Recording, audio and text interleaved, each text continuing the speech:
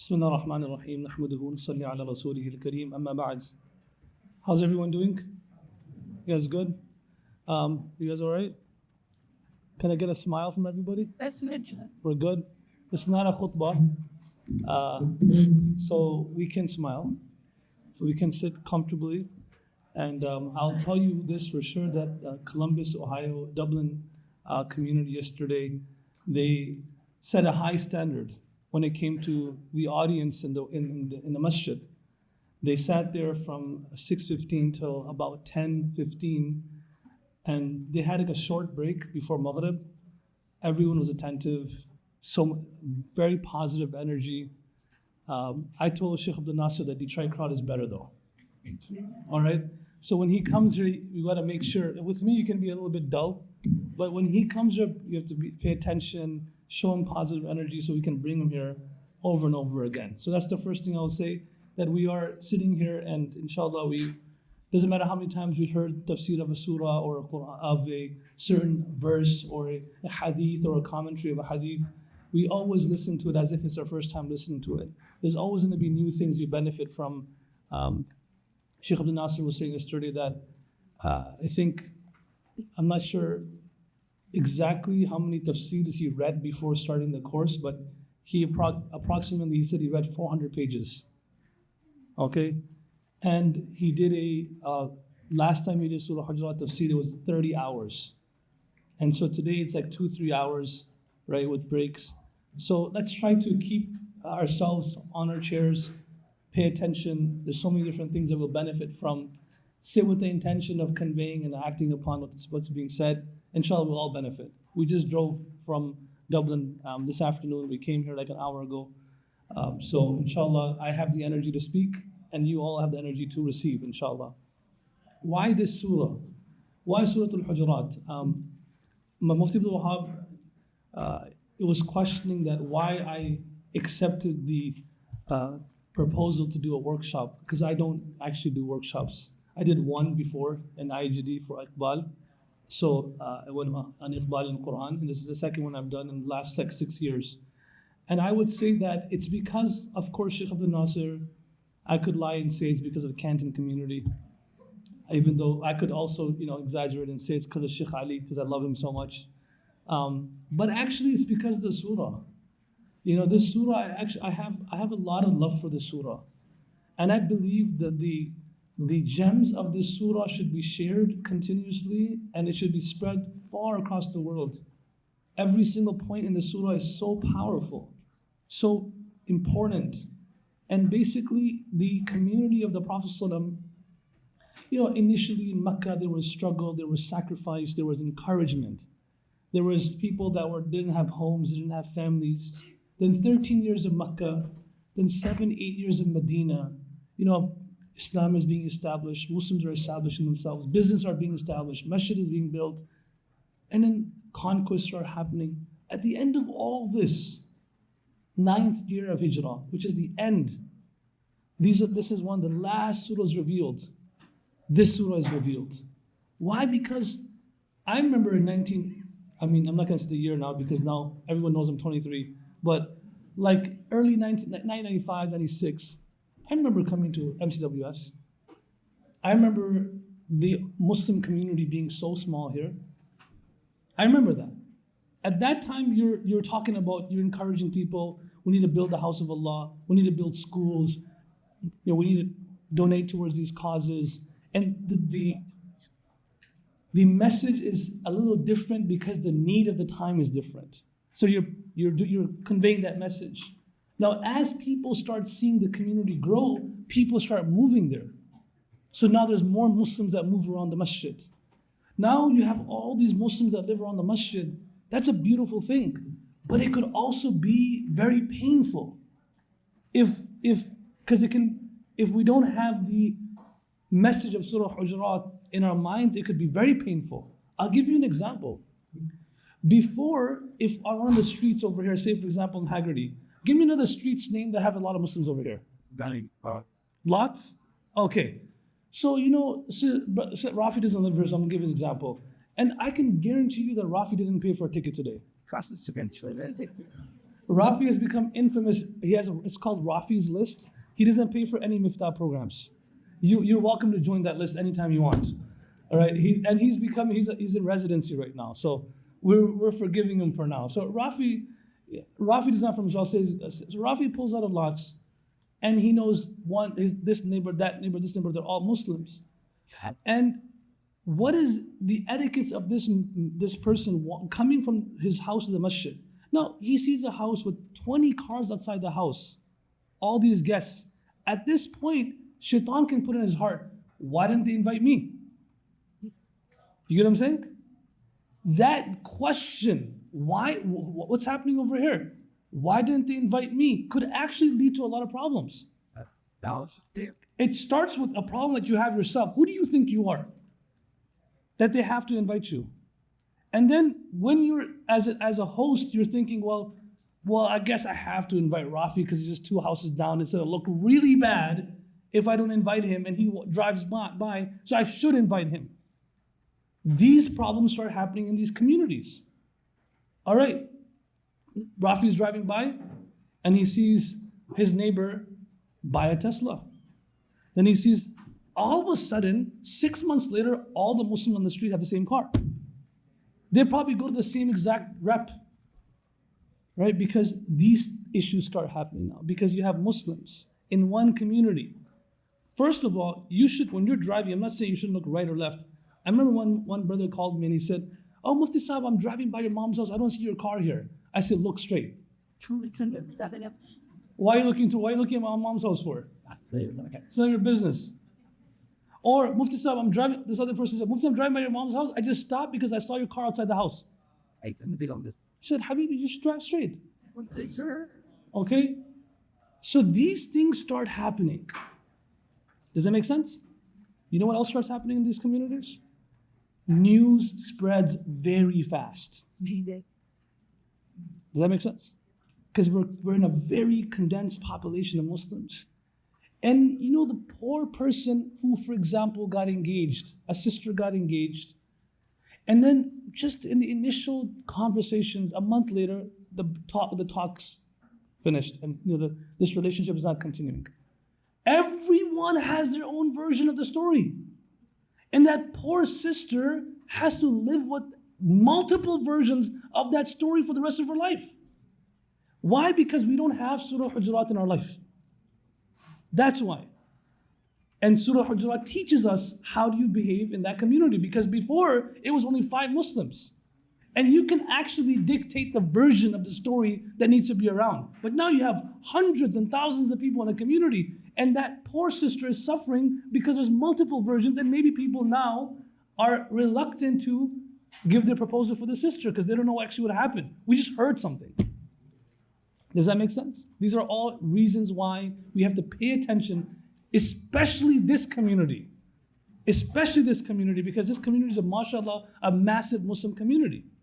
So you need these rules, you need these principles in our life so that we can have, you know, a good life in this community. Otherwise, I'm starting to see many people, and Sheikh Abdul Nasir, I hope he's not here, so I'm going to say it, many people that are from densely populated Muslim cities in Dallas, they're actually moving out. They actually want to move out of that place because they don't want to be around Muslims too much because of the drama. Too much drama. And they're like, you know what, let me just go a little further out. A little further. And then they don't realize that Muslims follow you. They're right there. You know, there was one youngster in our community, his name was Hassan, not Hassan Sulaiman, another Hassan. I don't mind saying the story with his name. He was very particular for coming for Jum'ah, and he made an oath with Allah, he's not going to come for any other salah. He used to come for Jum'ah every week. He used to come on time and stay late, and we used to enjoy a conversation in the masjid, and never after that, and never before that. And I knew I could not encourage him to do anything else. But he was such a nice person. We had a great conversation every Jum'ah in Warren. He never gave me his address. He was always afraid if he gave me his address, I'm going to show up at his house. One day, his cousin calls me and he says he got into a horrible accident. And because we know Tablighi Jamaat, they show up at your house. So he said, his cousin called me, he said, you know, he got a major accident and the trailer, 18-wheeler hit him and he's ICU. And they said, no visitors at the hospital, but when he's home, I'll call you. So 3-4 days later, he gets home and his cousin calls me. And I show up at the house, he gives me the address, I got the address now. And I realize his house is like 4 minutes away from my mom's house. I had no idea. So I pull up at his house, and this person had a very good sense of humor. He was a nice boy. He literally had a whole cast on his back, on his neck, and he couldn't move like this. He's like this. I walk in, and his sister is next to him with like a phone, and he ignores me as I'm walking in. I'm coming close to him, and he looks at me. The first thing he says, "You know what I'm doing, Sheikh? I'm on Zillow looking for a new house. Since you have my address, I'm out of here. I don't want to be anymore because now you have my address." And I said, that's a good idea because I'm gonna be coming to your house all the time now. And I used to always go to his house. He moved. Okay. He moved, and I didn't know where he moved. One day I was in Home Depot or Lowe's, all the way in Shelby Township, because you had to pick up a few tiles for our madrasa, and I had to go all the way there. I'm walking on this Home Depot, and there's not a single brown person there except for me. And all of a sudden, I hear from the back, "Oh no!" I look around. It's not him, it's his dad. You know, the apple doesn't fall far from the tree. His dad said, "Oh no!" I said, "What?" He said, Did you move here?" And I said, "Why?" He said, "Because I just bought a house here. I'll put it back on sale if you're here. I don't want to live around you." As a joke, I said, "No, we're good. But we have a masjid over here, which is not far from your house." And I never got his address yet. So you see, there's different challenges living within a community. Small community, different challenges. You know, there's masjid's not getting populated, people not coming to masjid. Bigger communities, different challenges. So Surah Al-Hujurat teaches us how, so if you're from Canton, from Michigan, from this community, this is an important surah in your life so you can enjoy a good life in this community. You don't get suffocated. You actually have a good experience. And because this surah is not in people's lives, people are getting suffocated in these communities. Right. We had an issue once. A student from Houston applied to our boarding school. The entire community, because it's a small neighborhood, everybody knows that this kid, he has a smoking habit and he's a bad influence. Everyone knows. I don't know how everyone knows. He never, he's not publicly doing it. He applied to our school. We didn't accept him. Once, twice, we never accepted him. Third time, my older brother and me, we were gone to Houston, to Maryam Masjid. And I told the family secretly, I said, "Why don't you come and speak to my older brother because he's the boss, right? Whatever he says, we'll do. If you convince him, we're ready to accept him." The mom comes, the brothers come, and they sit with my older brother and they say, "He wasn't accepted to the school. Can you please do a favor, this, that?" My brother said, "We're not accepting him." Then we go to a dinner in that same community, and there's like 15 people there. They literally invited us to this dinner to convince each person had something to say about that kid. Yeah. Don't accept him because of this, don't accept him because of this, don't accept him because of this. So then my older brother said to them, "Listen, and their parents that their kids study in our school." My brother said to them, "Listen, you don't ever get to decide what we do with students. If you trust our school, keep your kids there. If you don't, take your kids out. We decide based on what we think, if the student can come or not." The moment we walked out, it was it was a very interesting way of me and my brother. We had a stare down. I looked at him, he looked at me, and you know what he said to me, because he's pretty gangster? He said, "You thinking what I'm thinking?" And I was like, "What are you thinking?" He's like, "You thinking what I'm thinking?" And I said, "But what are you thinking?" "I'm accepting that kid. He deserves it." And we accepted him, and he became Hafiz. So this is why Surah Hujurat is important for communities like this. That's why I'm here today. All right, that's why, because of Surah Hujurat. And in Surah Hujurat, it's also the Surah of Adab. And the students in Miftaah know I teach etiquettes of seekers every year, the first semester, because I believe Adab is the key to anything. You can have all the merits, all the money, everything, but if you lack Adab, you lack everything, right? And so I'll just say a few important quotes about Adab. Al-adab wasilatun ila kulli fadila. First of all, Adab is a means to attaining all virtues. If you have etiquettes, you have manners, you have the correct ethics, you can get far in life. It is the way to attain all virtues. Parents who are sitting here, they understand what I'm saying here. Now your kid you came to this country, you wanted your kid to have a good education, some of the best schools, but they got a degree, they got a good job, but they don't even know how to sit in front of you. What was the point of all that? What was the point of all that? And then you have somebody who doesn't have a great GPA in high school. Maybe he's not doing the best major or not the best career path, but he knows how to shake your hand. He knows how to pick the plate up for his father, knows how to pick up the shoes for the mother, knows these small things that matter. It warms your heart, it cools your eyes, and the dua comes out from your heart for that person. So that's why it is important. Adab is the means to attain all virtues. Abdullah bin Mubarak, he says, نحن إلى قليل من الأدب أحوج منا إلى كثير من العلم. And I'll tell you what that means in an example. He says that if there are hours and hours of workshop for something of knowledge, usul al-fiqh, usul al-hadith, he says more important than that is 1 hour workshop on adab. We are more in need of a short or small dosage of adab than we are of pages and books and hours of ilm and information. When Shaykh Abdul Nasir comes and he speaks about information, you understand what I'm saying. We do have a lot of information, but we are more in need of even a little bit of adab.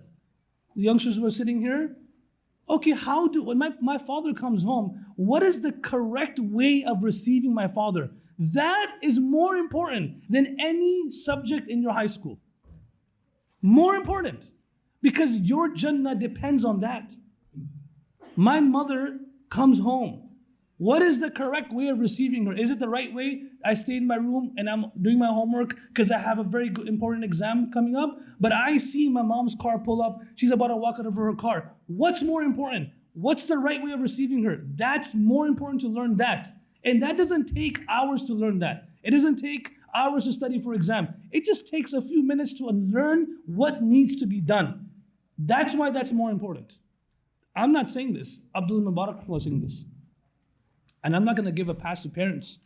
There's also ways of teaching kids, students, your children, the uncles and aunties in the communities. There's also ways of helping the youngsters. All right, what is that method of adab? It's more important to learn what that method is. It doesn't take long. But that's why Abdul Mubarak is saying this is more important. We are more in need of that. And I'll conclude with this because I always say this, and it's also his statement, and you have to follow along with this sequence. He says, how important is etiquettes and ethics and morals when it comes to actions? He says, look at the sequence. He says, Man tahawana bil adab, a person who takes etiquettes lightly. Tahawana bis sunnah, one day that person will take sunnahs lightly. And I'm going to give you an example. It didn't finish yet, but I'll give you an example. Dhuhr Salah. Dhuhr Salah has fara'il, sunnahs, and adab. The fard of Dhuhr is 4 rakats Dhuhr Salah. The sunnah of Dhuhr are many things, including the 4 sunnahs before Dhuhr and 2 sunnahs after Dhuhr. What is the adab of Dhuhr? And he's saying a person who takes adab lightly, a day will come well, they will take sunnahs lightly. So what is an adab of Dhuhr Salah? Please share with me. I'm going to ask, someone raise their hand, tell me. What do you think an adab of Dhuhr is? Go ahead, sir. On time. So he said, what's your name? Ahmed Bhai. That's actually a sunnah. Because the Prophet ﷺ used to pray salah on time. And the most beloved action to him was to pray salah at its earliest hour. So that would be classified as a sunnah. Praying on time. What do you think is what? Give me an example of adab. You can't give any answers. Khushu is great answer, but khushu is part of salah, and it's an essential part of salah. Any other sisters or brothers? Yes. Nafil. That's a good one. Yes. Proper preparation. On. Beautiful. I'll give you a real tangible answer. Ready for this? When we were young, our parents had it. I'm a scholar, and I'm telling you, 99% of the time, I don't even have this. Because we as youngsters are very quick to dismiss our parents' culture. Very quick. Oh, this is Indian culture, Paki culture, Arab culture. That's true. There's many wrong things about the culture. But there's certain things that was embedded in that culture, like etiquettes, morals, saliqa. Urdu mein, they say saliqa. Just the right way of hosting people, that we can't just dismiss the entire culture. So my parents, they're not from this country. They moved there to become, to finish, Sheikh Ali knows them, to finish their medicine career and all that in Michigan State University. When we used to travel, the first thing that my mother and my father used to put in the car, even if we're going an hour away, 45 minutes away, was a janmaz, a sajada. A sajada in a sheet. They would always put that in the car. What do we do? Let me tell you what we do. I'm gonna be careful. This is like really bad. What do we do when we go? We pray. We'll put it up afterwards. No problem. When I pray, this is what I do. I said, did anyone bring a sajada? No. All right. First step. On this. Now look, if a non-Muslim sees you do that, he doesn't, in his heart, sorry about that. If a non-Muslim sees you, the importance of salah, like the sajada looks beautiful. It looks like you're giving importance. You open it up, you fold it, you unfold it, you put it down, and then you pray salah. Now you put your sweater down, and there's some people who put like a small towel down or a napkin down. And of course, some people don't put anything down. Your salah counts. But is that the adab of salah? That's not adab of salah, right? And so our parents would take a sajada wherever they would go, and a sheet. And I can challenge most of you that we don't do that. Why? Because we've been overfed just the do's and don'ts of Islam that we forgot the betweens. Like, you can do this, you can't do this. This is halal, this is haram. But the tears don't come from halal and haram. They come from following these things. The sincerity comes from these things. All right, so you're now going, and next time this is an adab of salah. Yeah. What's another adab of salah? I'll give you one more. Wearing nice clothes. Wearing nice clothes. Brother, if you have a sister, Rafi, if your wife prepares herself for salah the way the average woman prepares for a wedding, you are set for life. Telling you. Right? Why? The Salaf used to say, رَبِّي أَحَقُّ مَنْ تَجَمَّلْتُ لَهُ فِي صَلَاتِي خُذُوا زِنَتَكُمْ عِنْدَ كُلِّ مَسْجِدٍ. It's a verse of the Quran. Beautify yourself when you're about to stand in front of your Lord. Okay? Yeah, I used to play over here. This place, this is where I used to break a lot of ankles, right here. Right? This gym right here, and I'm speaking over here. I'm not saying you can't just wear shorts and leggings and a t-shirt and go to the masjid for salah. But is that the right way to stand in front of Allah? Doesn't Allah deserve more than that? And a person who continuously does that means you're taking adab lightly. The Salaf al-Salihin, they used to wear the most expensive clothes before they would stand in front of Allah, because I'm standing in front of Allah who's going to decide all my affairs based on my salah. How do you prepare for a job interview?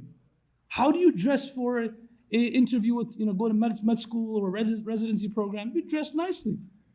I'm not saying spend 2 hours doing it, but be particular about it. It will help with your khushu and khudu. It will help with your khushu and khudu to just dress nicely, wear good clothes, beautify yourself. This is an adab of salah. I'll give you 2 adabs. So man tahawana bil adab, a person who continuously takes adab lightly of salah. So praying dhuhr without a sajjada, praying dhuhr without dressing nice and looking nice. A time will come, tahawana bis sunnah. A time will come where you'll stop praying the sunnah. Does that make sense? It progresses like that. وَمَنْ تَحَاوَنَ بِالسُّنَّةِ, and a person who takes sunnahs lightly, a time will come, تَحَاوَنَ بِالْفَرَائِضِ, you will start missing salah. Yeah. وَمَنْ تَحَاوَنَ بِالْفَرَائِضِ حُرِمَتْ مَعْرِفَةُ اللَّهِ, and a person who takes fara'id lightly, it's just fard, I'll pray later, a time will come where they will be deprived of the recognition of Allah. Let's stop, inshallah. And an interesting thing about, I'm going to tell you this, it's not part of the class, but The interesting thing I read recently about the dua after adhan. Check this out. The Prophet ﷺ's sunnah was he used to always outgift people. So no one could outgift him. Well, If someone gave him a gift, his sunnah was to always outgift that person. ما عندنا يد إلا وقد كافيناه ما خلا أبا بكر فإن له عندنا يد يكافي الله يوم القيامة. The Prophet ﷺ said, every single person who gave me a gift, did me a favor, I've always done more for that person. Other than Abu Bakr anhu, only Allah can repay his favors. So Hazrat Shaykh al-Hadith, he says something very interesting about this. He says that, think about us as the ummah of the Prophet ﷺ, that every time we hear his name, we say Sallallahu Alaihi Wasallam, we're giving him a gift. Because we're making dua for him. And every time we hear the adhan, we make dua, Allahumma rabba hadi da'wat tamma. We're giving him a gift. So if his sunnah was to always outgift the one who gave him a gift, then imagine when he finally meets us, what gift he will give us. Right? You can't even imagine that. Because he always outgifts us. So when you now hear the Prophet's name, think about that. And once we receive the gift that he has for us in akhirah, all the pain, everything we went through in this life will all be worth it. All be worth it. So now when you say his name or hear his name, think of it as a gift. You hear the adhan and you make dua, think of that as a gift that you're giving him. And then inshallah, when he meets us on the Day of Judgment, his sunnah was to always outgift everybody. He will 100% outgift us.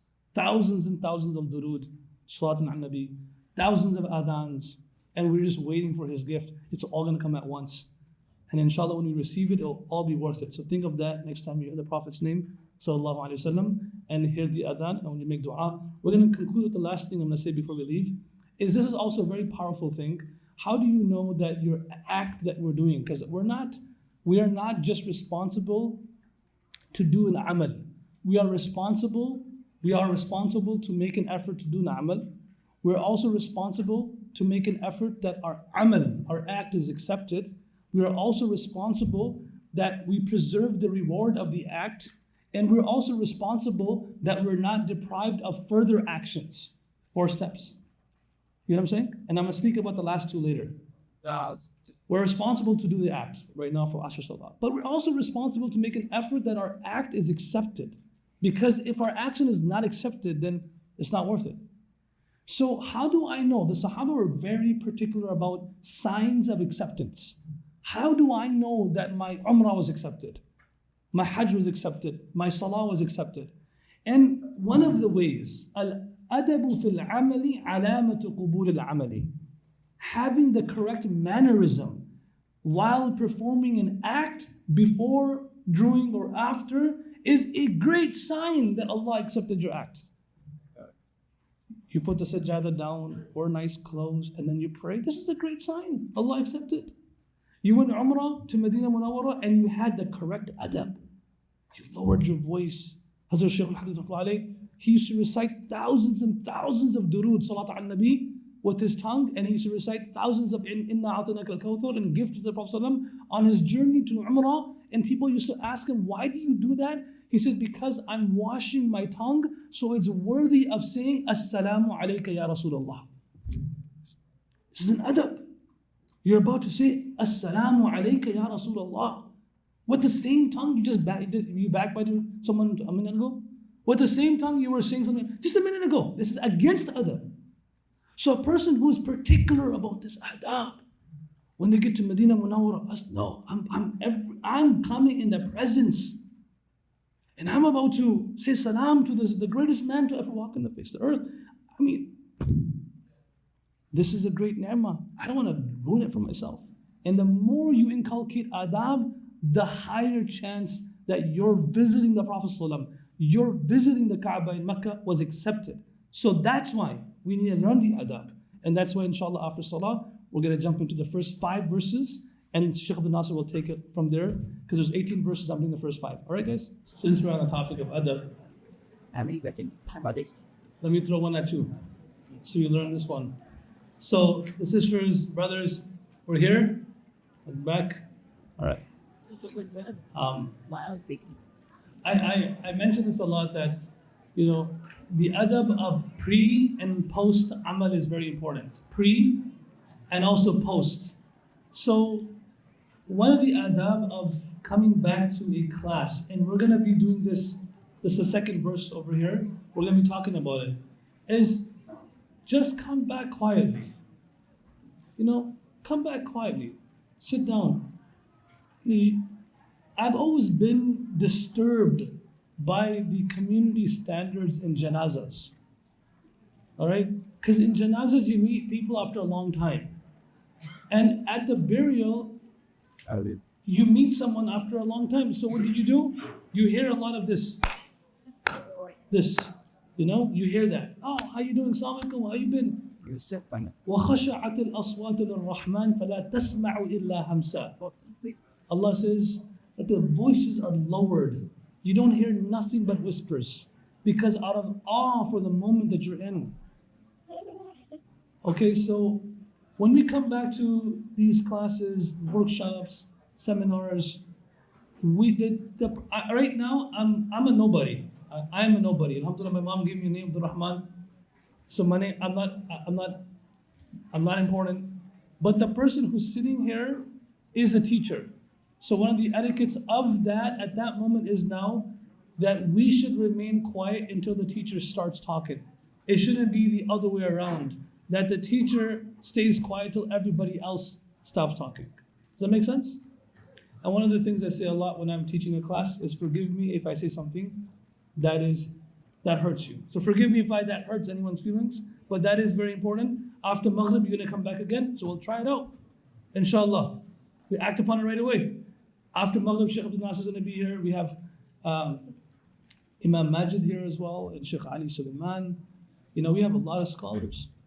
And inshallah, they'll be, we're fortunate, I'm fortunate to be around them.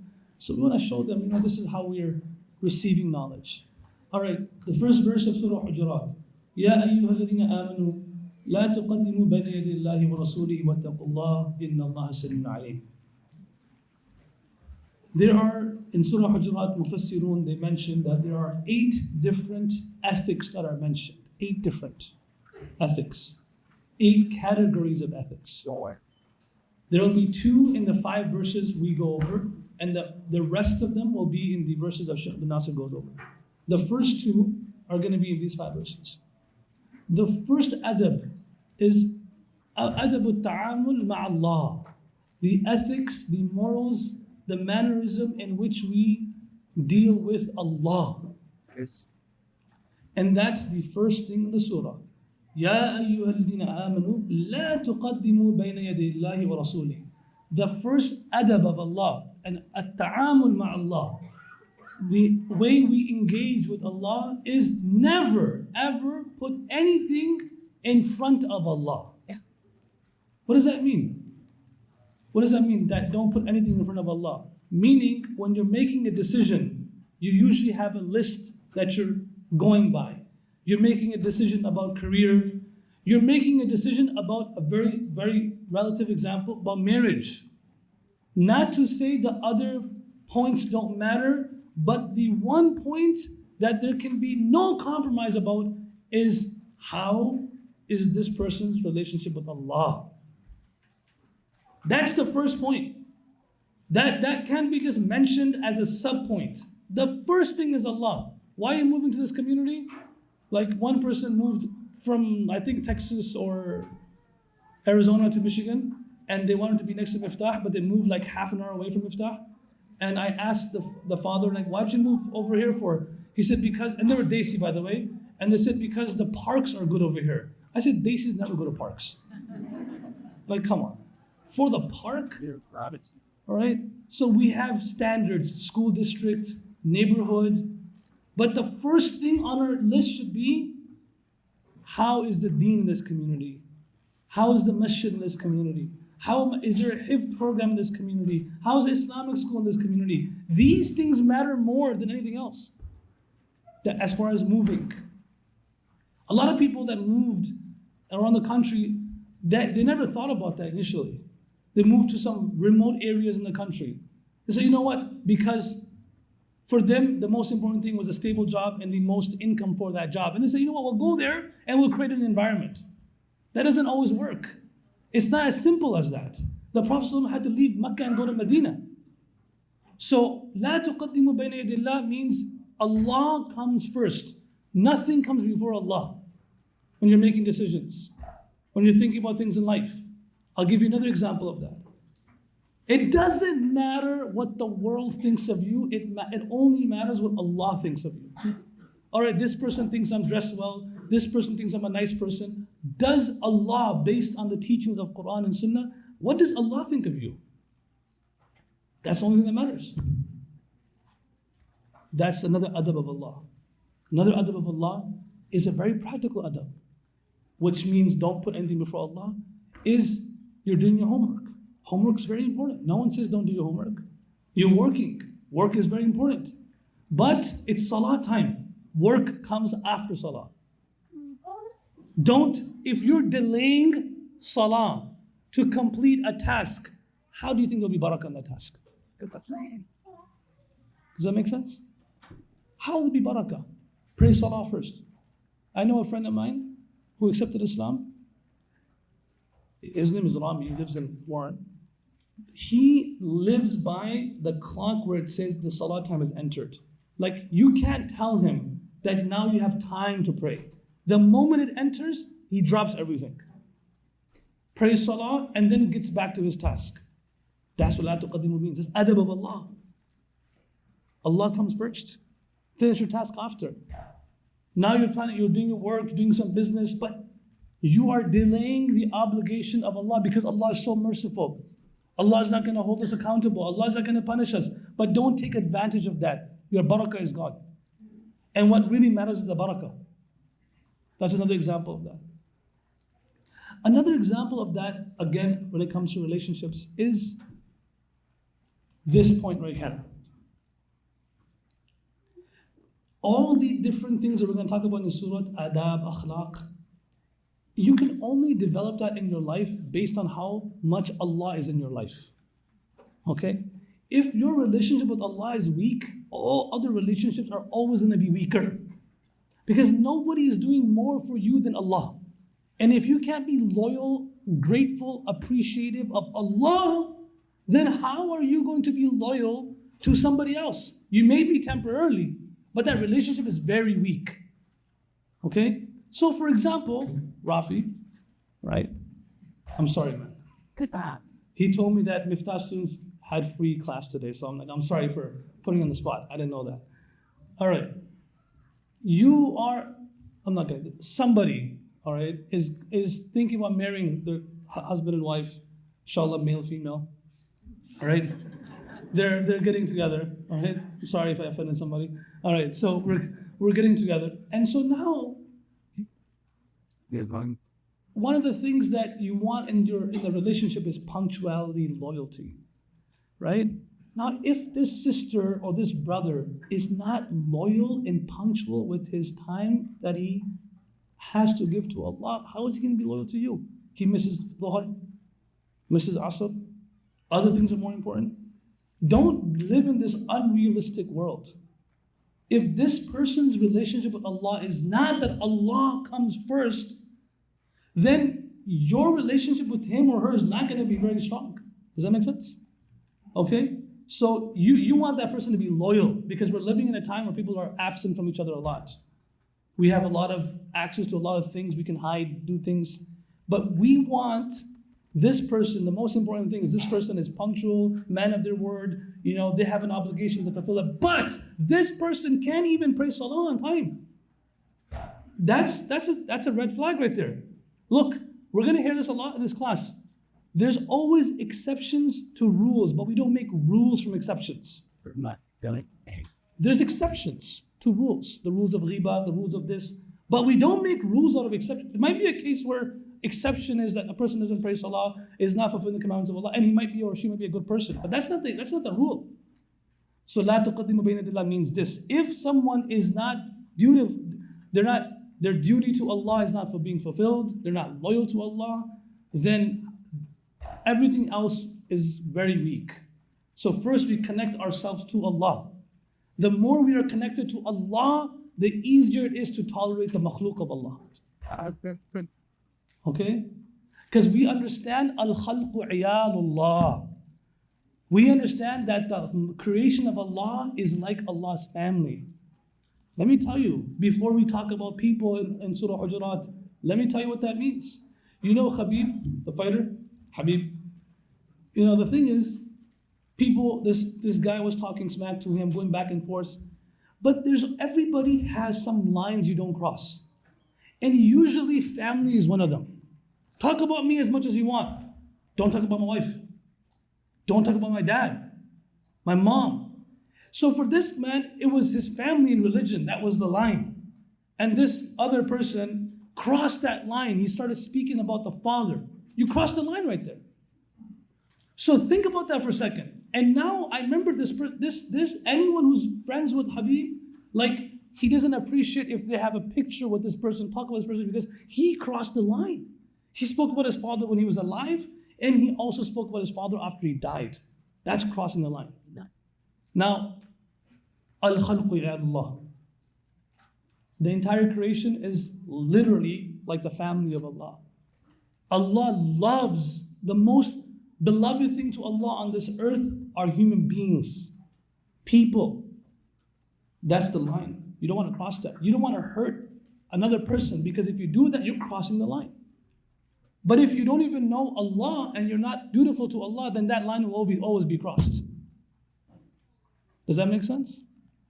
The next thing about this is لا تقدموا بين يدي الله ورسوله. Allah mentioned His name and the Prophet's name together. It's not just, this is adab of Allah. And the next part is, remember there's 8 different adab. First is adab with ta'amul ma'allah. The second is at-ta'amul ma'an Nabi sallallahu alaihi wasallam. The way we engage with the Prophet sallallahu alaihi wasallam. Allah from the beginning makes it clear that the way you engage with the Prophet is literally the same as you engage with Allah's hukm. Commandment of Allah, Sunnah of the Prophet ﷺ. They both have the same importance. Very disrespectful, very immoral, and very courageous of a person to say it's just a Sunnah.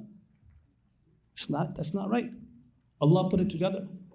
Allah and His Rasul Sallallahu Alaihi Wasallam. Now, before we get into why that's important, think about this. Remember I said, Al-Khalqu Allah? The Prophet ﷺ, he said, وَدِدْتُ أَنِّي لَقِيتُ إِخْوَانِي وَدِدْتُ أَنْ لَقِيتُ إِخْوَانِي, the hadith.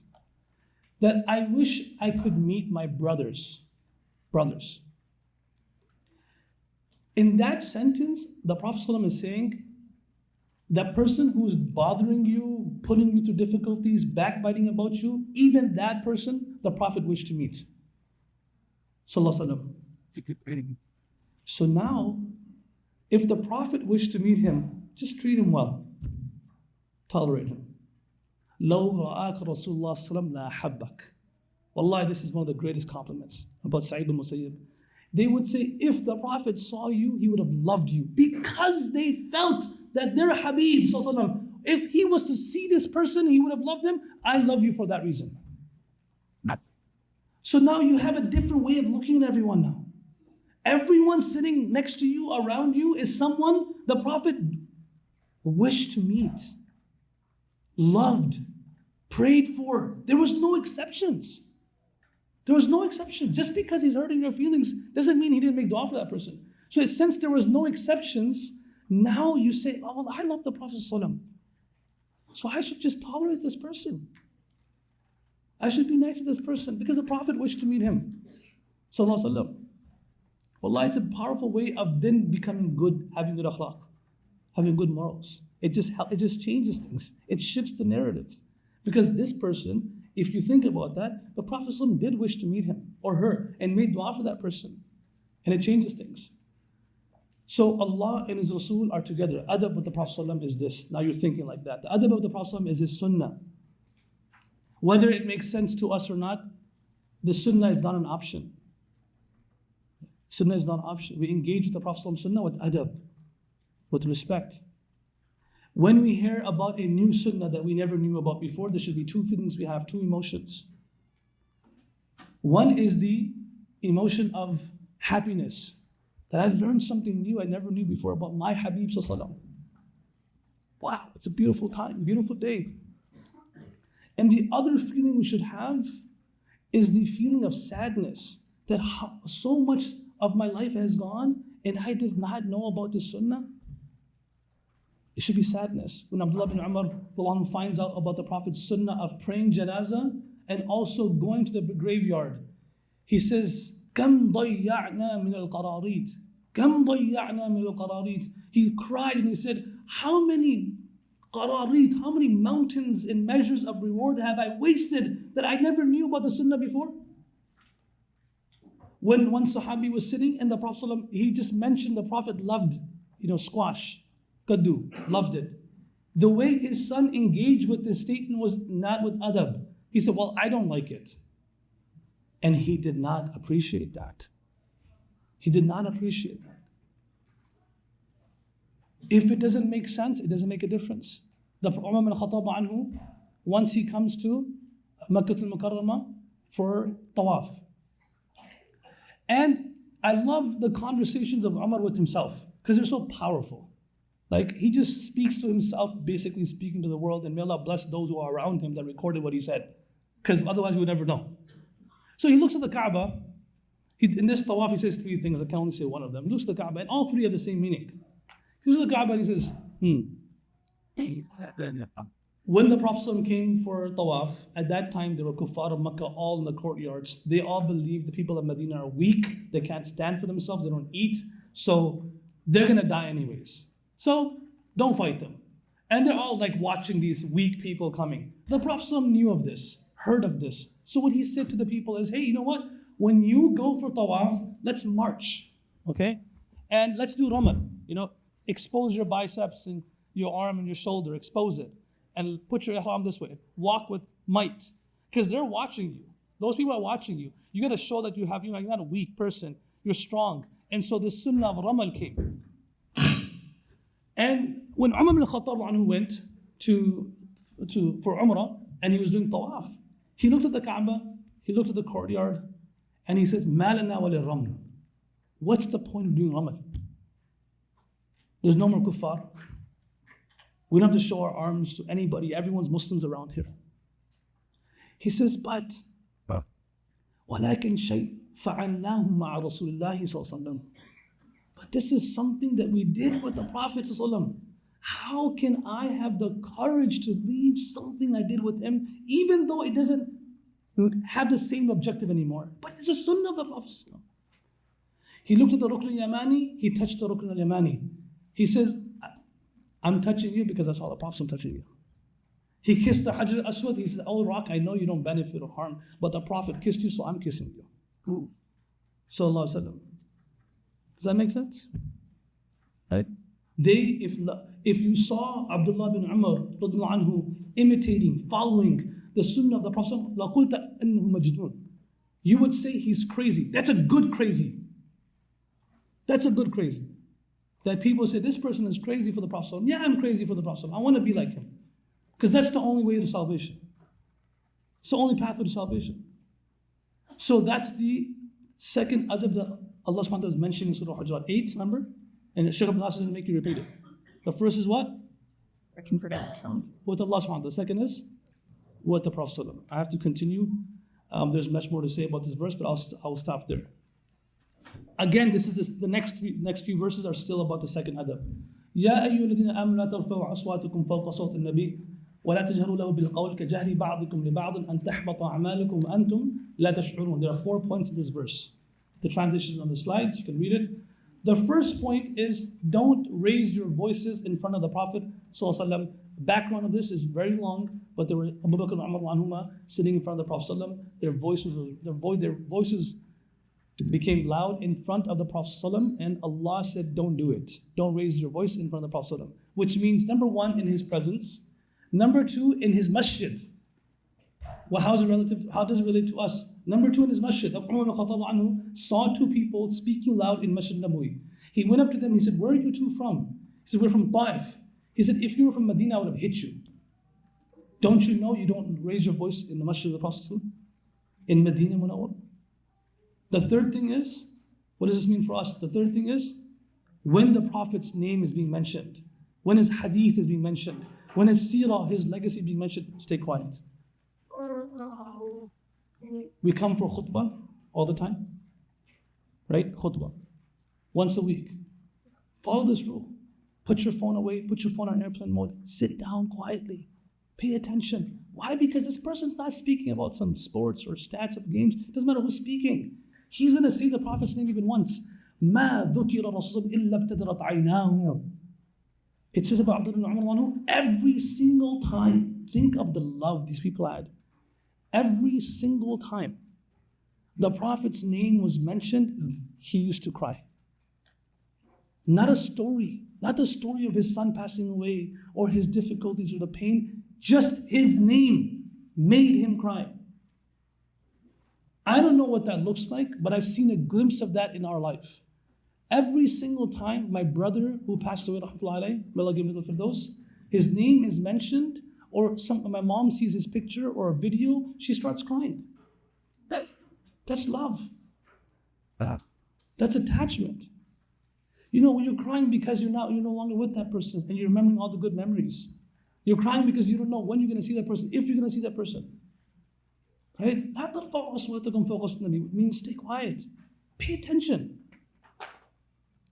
The fourth thing it means, this is important.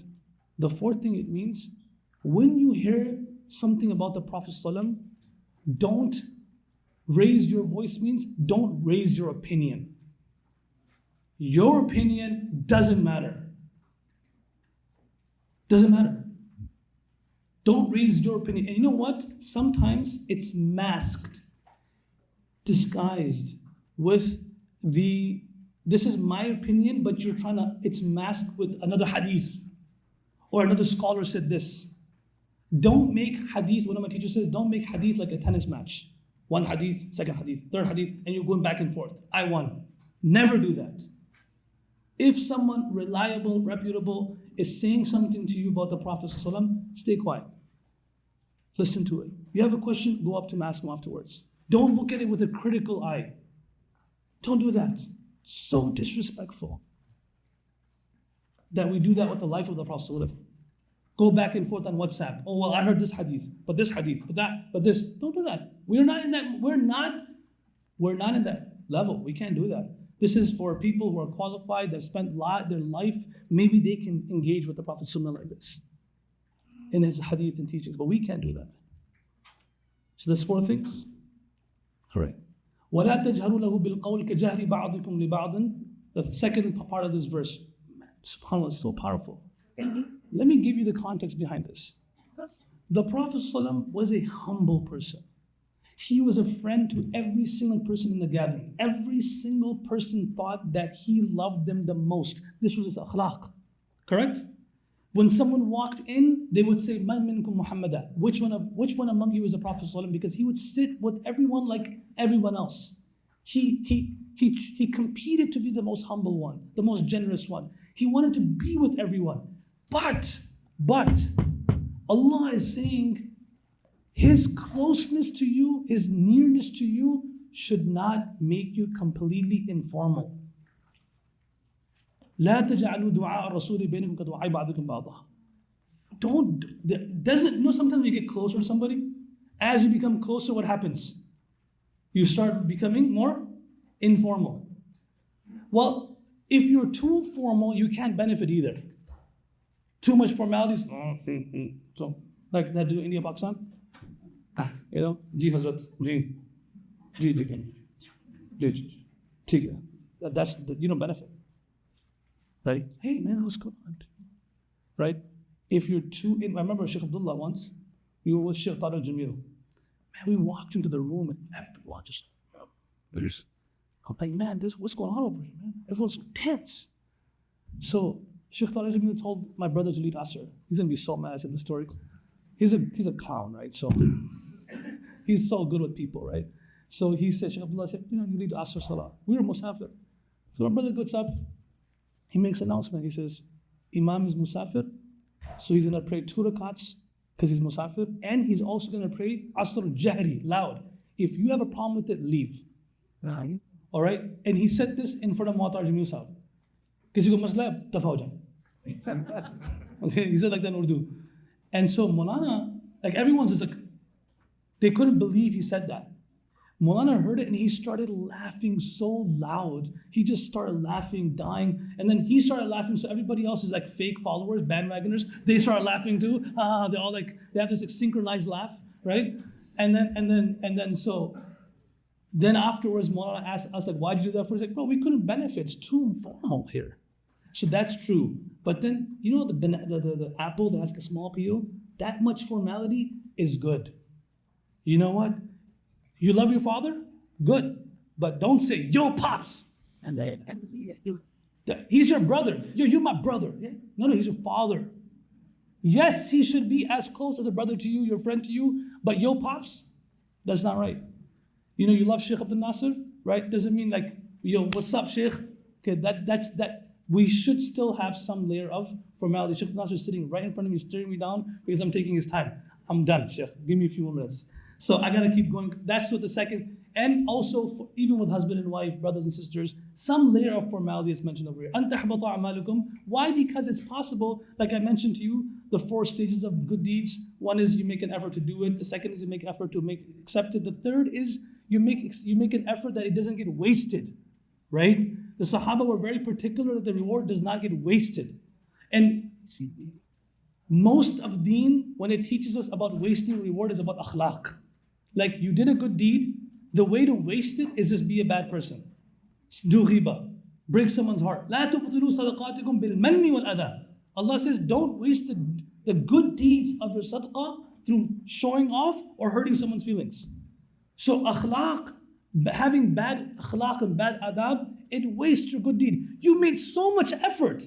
You know, and shaitan comes at that time. You worked so hard, you paid so much money for Hajj and Umrah, and someone stole your slippers, did something, and at that moment, you say something, boom. Your deed is wasted. Just don't say it. Hold yourself back because you want that you get the full reward for that deed. The second thing that happens, which Sheikh Abdul Nasir will say later on, is having bad akhlaq actually deprives you, yalitkum min a'malikum. It deprives you of doing that deed again. You don't want to be deprived. That deed, that amal is for yourself. So either you waste the deed, or if it's bad enough, you wasted the reward of the deed, and you deprived yourself of an opportunity to do the deed again. So be careful. Stay quiet. It's already hard enough to do a good deed. Let's work harder to preserve the good deed. Buy a phone, you get this insurance. Buy a car, you get insurance. Just to preserve that valuable asset. The most valuable thing we have is good deeds. Protect it by staying quiet. Protect it by being tolerant.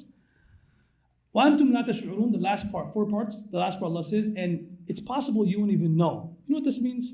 It means that people who do things that hurt other people's feelings, but they never meant to hurt someone's feelings. It doesn't matter if you meant it or not. If the person was hurt, you will get the sin of hurting him. Doesn't matter if you, I didn't mean to hurt him. What does that mean? Does it mean nothing in deen? Does that make sense? You know how sometimes we talk about intention? I mentioned this yesterday and Sheikh Nasr agreed because he did one of those in the gathering. You do have to do it again, Sheikh. I said that a lot of damage that has happened in our societies historically in Islam has happened with people who had the correct intention but the incorrect execution. Intentions are right. Intention is, I want to revive the Sunnah. I want to tell everyone what's haqq. So let me go on YouTube and make a video and bash everybody. Because I want to revive the Sunnah. You can't revive the Sunnah by going against the Sunnah. Right? You see a sister in the masjid not wearing hijab. Oh, it's a nice thing to do. Talk to her about wearing hijab. But do it with the Sunnah. Do it with the right execution. Because you're sincere. Your sincerity does not give you the pass to hurt someone's feelings. وَأَنْتُمْ لَا تَشْعُرُونَ. It's possible you don't even know and you did it. It doesn't give you a pass. Hold yourself to a higher standard. I didn't mean to do that. I wasn't trying to be mean.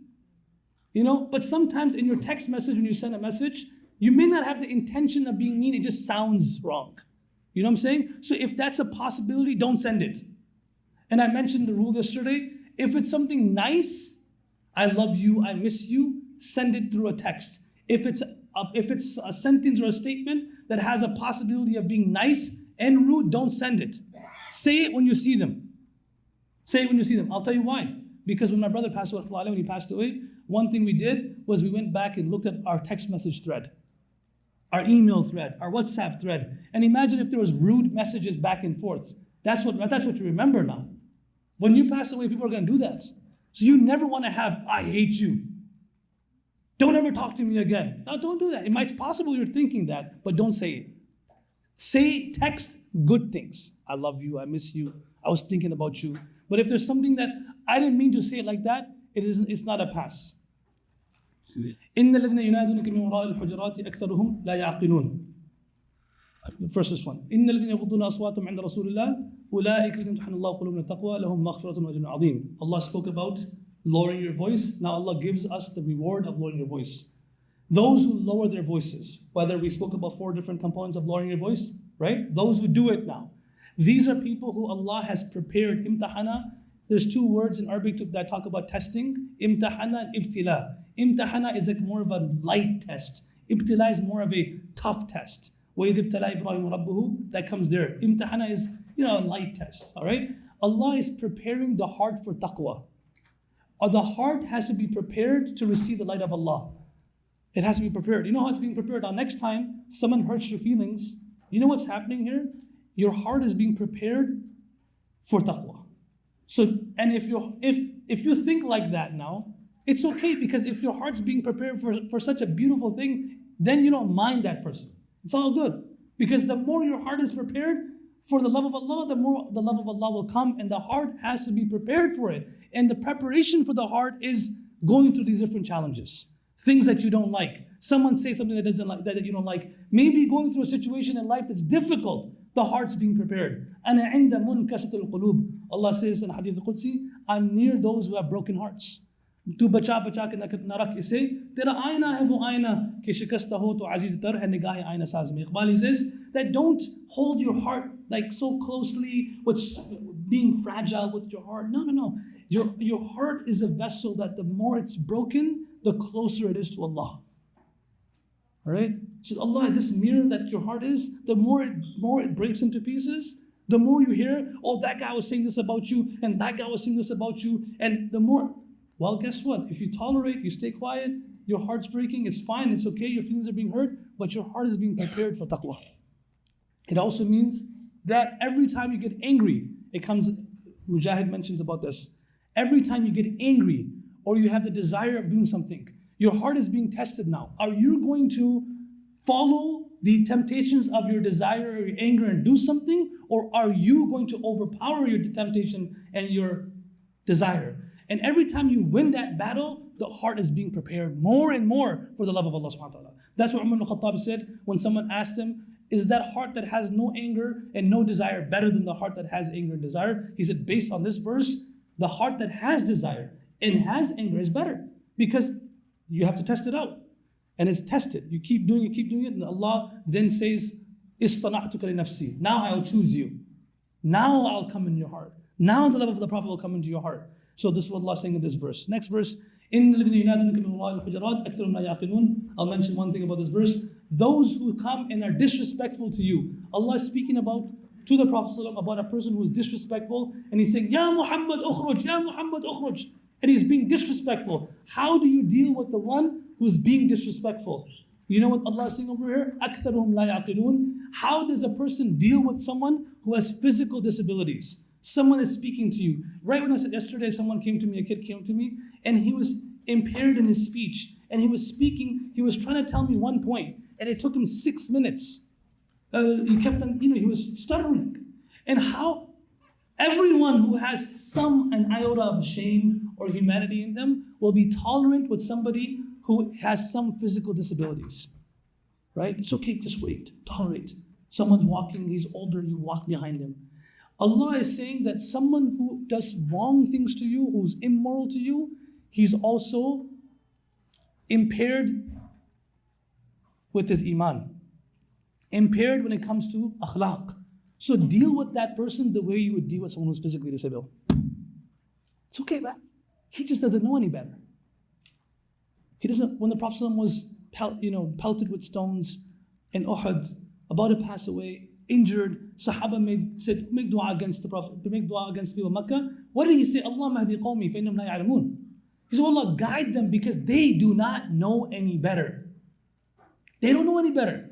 So deal with people that challenge you in your life the way you would deal with people who are physically disabled. You'll be more patient, more tolerant, right? Right, so now someone who's wronged, maybe it's your mother-in-law, your father-in-law, your sister-in-law, your cousin, your brother. Now if you give them the past, number one, that this person is from the family of Allah. Number two, this person is also someone the Prophet wished to meet. Number three, this person is testing your heart, preparing your heart for taqwa. And number four, أَكْثَرُهُمْ لَا يَعْقِلُونَ. This person is impaired. They have some disability, but don't say to them, وَإِذَا خَاطَبُ الْجَاهِلُونَ قَالُوا سَلَامًا. Yeah, Allah says when you see a jahil, just say salam. I'm like, bro, that's not the point of the ayah, right? Don't say it. But the point is you deal with that person in that way. So you give them a pass. وَلَوْ أَنَّهُمْ صَبَرُوا حَتَّى تَخْرُجَ إِلَيْهِمْ لَكَانَ خَيْرًا لَهُمْ. Allah then says, if they just waited, it would have been better. What Allah is telling us, that usually the greatest rewards come with the longest waits. You have to wait. You have to wait. Oh, I made dua, but my dua is not being accepted. Are you more pious than the Prophet ﷺ? Are you more pious than Ayyub alayhi salam? Are you more pious than Yusuf alayhi salam? What is common among all of them? They all made dua.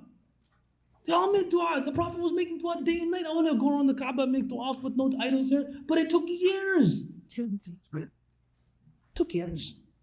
And that's why the Prophet ﷺ said the best ibadah is waiting for your dua to be accepted.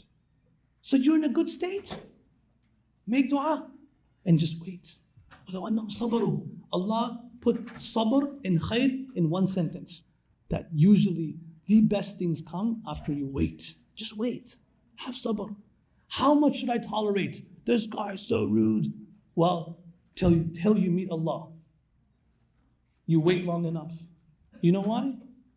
On the day, now I'll conclude with this. The day of judgment or Jannah will be like a wedding hall. And you know how there's reserved seatings in a wedding?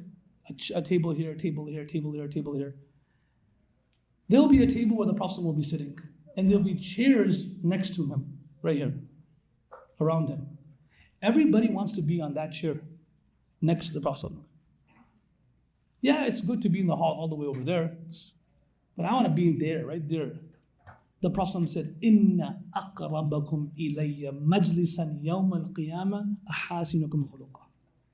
The one who will be next to me, the closest person to me on the chair next to me, will be the one who showed the best character in this world. Stayed quiet, tolerated. You tolerated for 20 years, just now, keep doing it. Don't waste your deeds now. Sometimes, maybe a daughter-in-law tolerates for 15, 20 years, then it's all up to bus ho gaya. No, you don't have the liberty of saying that. That's in Qiyamah. When you see the Prophet's chair that's empty next to him and you sit there, wow, it's enough. It's all worth it. That's the whole point. وَلَوْ أَنَّهُمْ صَبَرُوا حَتَّى تَخْرُجَ إِلَيْهِمْ لَكَانَ خَيْرًا لَهُمْ. It would have been better for them. Of course, if you made mistakes along the way and you reacted and you said something, Wallahu ghafurur rahim. Allah is forgiving, Allah is merciful. Jazakallah khair. Assalamu alaikum wa rahmatullahi wa barakatuh.